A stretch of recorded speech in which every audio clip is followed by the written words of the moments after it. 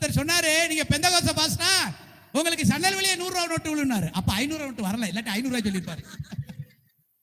நீங்க பெந்தகோஸ்த விசுவாசிகளா, உங்களுக்கு சன்னல் வெளியே 1000 ரூபாய் நோட்டு விழும். கையை தட்டு பத்தியில கையை தட்டுறாங்க பாருங்க. ஆண்டவர் சொன்னார் காற்றை அனுப்பினார். ஆண்டவர் கரிதானே வேணும், சொல்லு கரிதானே வேணும்.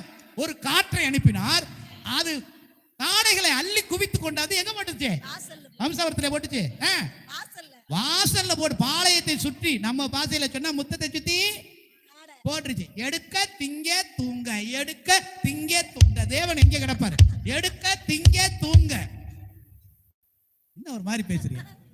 எடுக்க திங்க தூங்க. நீங்க நல்லா தூங்கினாலும் சரி, நேரத்தால் தூங்கக்கூடாது. உபவாசம் கொடுத்தலாம் சொன்னேன், பொம்பளை ரொம்ப நேரம் தூங்காதுன்னு. நீங்க தூங்கினாலும் உங்களுக்கு சோறு விடும்படி அவர் வாக்கு பண்ணிட்டார்.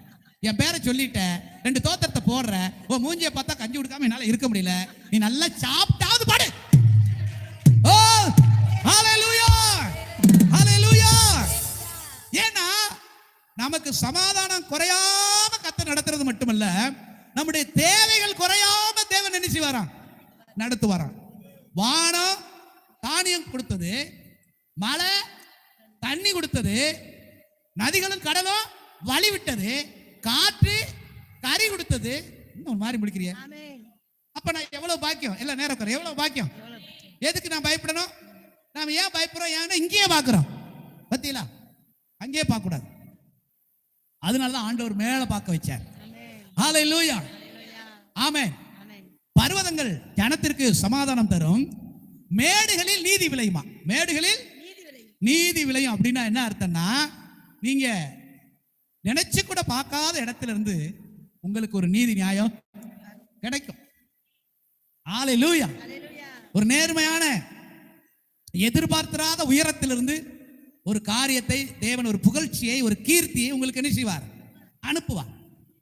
அப்ப சமாதானமா நம்ம அந்த அமைதியை நம்ம அனுபவிக்கணும்.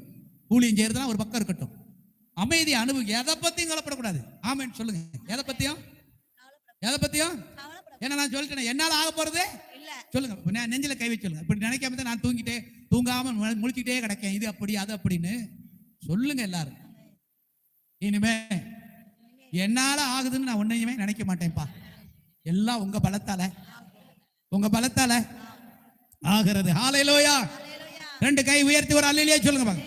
Thanks for watching. To watch our full video, please visit our channel Peace Tower GSF on YouTube. Do watch, share and subscribe.